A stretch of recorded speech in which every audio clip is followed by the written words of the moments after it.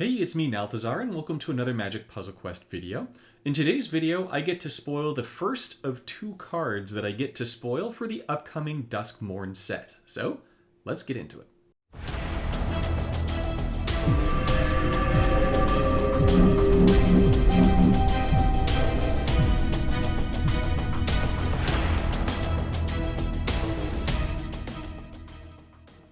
I want to start off by saying thank you to Webcore for once again including me in the spoiler season. It is really cool to be a part of this, so thank you for including me in this yet again.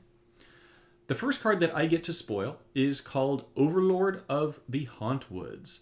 Overlord of the Hauntwoods is going to be a Mythic. It's an 18 mana, 6/5 enchantment avatar horror creature. It has a new mechanic, and has when this creature enters the battlefield or attacks, you're going to create 2 everywhere tokens. The new mechanic is called Impending. Impending is going to seem a little bit complicated from the explanation. However, once you play with it, I think it will be very simple.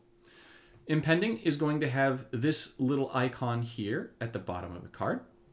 And the way that Impending is going to work is going to be kind of like level up for cards that level up every turn in your hand. A good example of this would be something like Another Round, where Another Round levels up at the start of your turn, every turn, and then it's going to have an enhanced effect the higher its level goes. Impending is going to work very similarly, but it's going to be somewhat of a countdown effect.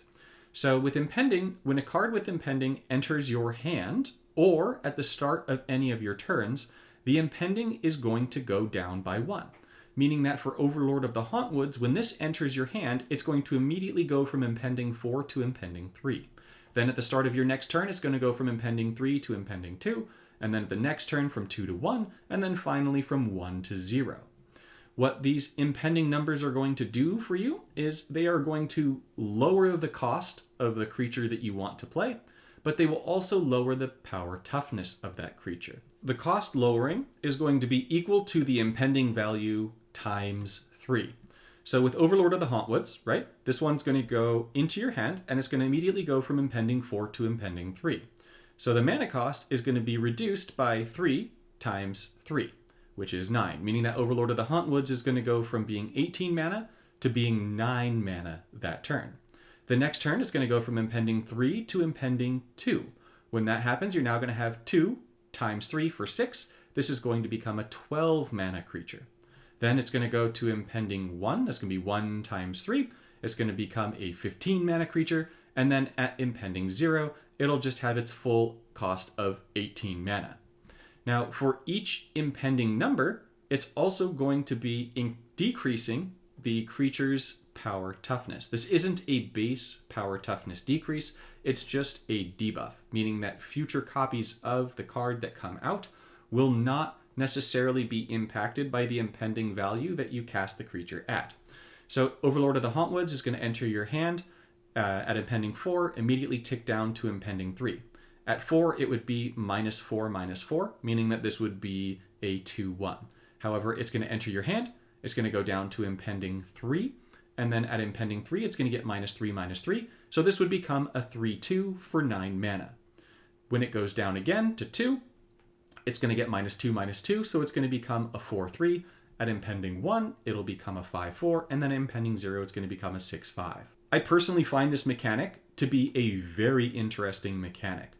It's a mechanic that I think will work out very well, especially for creatures like this one. The reason I think that this impending mechanic is going to be good is it means that for creatures that have very powerful abilities, you'll be able to cast them for less mana. And by casting them for less mana, you're going to be able to access their more powerful abilities earlier in the game, or at the very least for fewer resources. Furthermore, additional casts, or if you will, special summons like returning it from the graveyard, are going to have the creature enter the battlefield at its normal power toughness, meaning that you can stack these up to make them very powerful.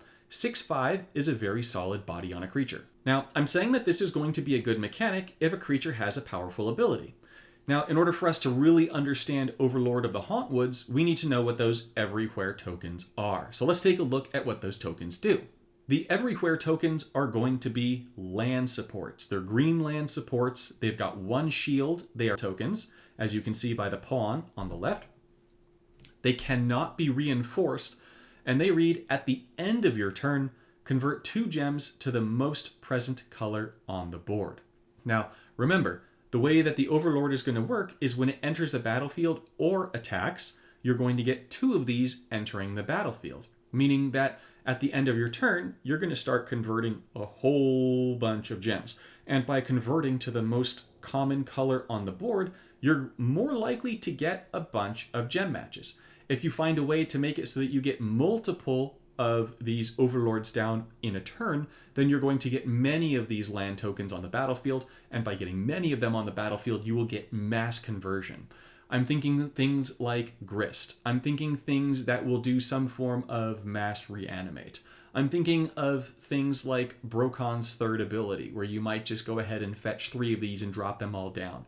And on top of that, give them haste, so that they're going to trigger on entry, and they're going to trigger when they attack. And so by that, you're going to make a whole bunch of these lands, and then you're going to convert a whole bunch of gems. That's going to be a ton of mana. And so would I personally want to get one of these Overlords down early in order to be converting gems to the most common color on the board? Absolutely yes. I think this is going to be a tremendous card. The number 1 Planeswalker, in my opinion right now, in the standard meta is Grist, and this is going to slot in perfectly with Grist. By entering the battlefield from the graveyard, you're going to be able to bypass this new impending debuff from the creature. If it's in your hand, Grist doesn't exactly have the highest mana bonuses in any one particular color, so you'll be able to drop it down quicker like that. And by doing so, by getting these converters down, you're going to be able to get more loyalty, which is going to fuel your loyalty abilities, which is going to make it so that you can spam that first and get more of these down. This is also going to pair well with things like Kasmina, whose third ability is going to add shields to all of your supports, so that all of the everywhere tokens that have survived when you're able to activate loyalty abilities are going to become very sticky on the board. They're going to survive more of those conversions, and by converting multiple times, you're going to wind up getting more loyalty, and you're going to be able to use the ability more and more. So I feel like this is a card that can really snowball and do some really cool things. Another important thing to note about the Overlord of the Hauntwoods is that this is an enchantment creature. So we got a spoiler already from Webcore for a new white card that's a masterpiece that is going to return all enchantments from your graveyard to play. Meaning that if you're running a deck with these Overlords, spoiler alert, this Overlord is the green one. In the paper set, I do not know because I haven't been given the information about this for the other cards from Duskmourn. This is conjecture, it's theory crafting, but there is a red, a blue, a white, and a black Overlord as well. So there's going to be multiple different enchantment powerhouses potentially that will be able to return to the battlefield with that card. And so this is going to have a lot of synergy with that new white Mythic that was also spoiled for the set. I feel like there are a lot of really neat synergies between this and other cards that currently exist in Standard. If you're a Legacy lover, there are definitely going to be some really cool things that you can do there. I don't think it's going to be a Legacy powerhouse because Omniscience exists. However, I do think that this is going to be a card that is going to make a splash in Standard. I don't think it's more powerful than something like Galta, but I do think that it is still a very powerful card, and it's one that will be a lot of fun to play with as well. As I look at this card, the longer that I look at it, I get more and more ideas for different ways that I want to build around it. I'm curious though, what you guys think. What am I missing here? I feel like there are some really cool card interactions or really cool Planeswalker interactions that I'm missing with this that I haven't yet thought of. And I've been going through all the different cards in my collection, and I've been going through my walkers, and I've been trying to find stuff that I think will be really cool with it. But I'm curious, what are some things that you guys think that I missed? What are some decks that if you get this card, that you'll want to try out starting as soon as you get it, right? Like day one, let's say you pull this day one. What are some Planeswalkers that you want to pair it with? What are some cards that you want to pair it with? What are some things maybe that I didn't think about, right? For me, I really want to try it out right away with Kasmina. I want to try it out with Grist. I want to try it out with the new Garruk, because fetching this thing for the first loyalty ability and then giving it 10 mana is going to make me able to just immediately play it, because the impending is going to go from 4 to 3. It's going to cost 9 mana, and Garruk gives 10 mana to the creatures that are fetched. So it'll immediately play and start giving me the lands.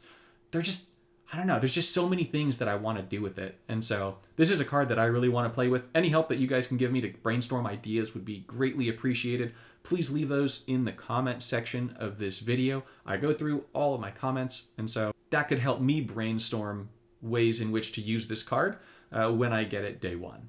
I think that once you start playing with cards that have impending, it's going to click really quickly and will become a simple mechanic that just sounds complicated because there's a lot of words and there's a lot of different things happening and there's multiplication going on and subtraction. It's a lot. With that, I'm really excited for this. Thank you all so much for watching, and I'll see you in the next one.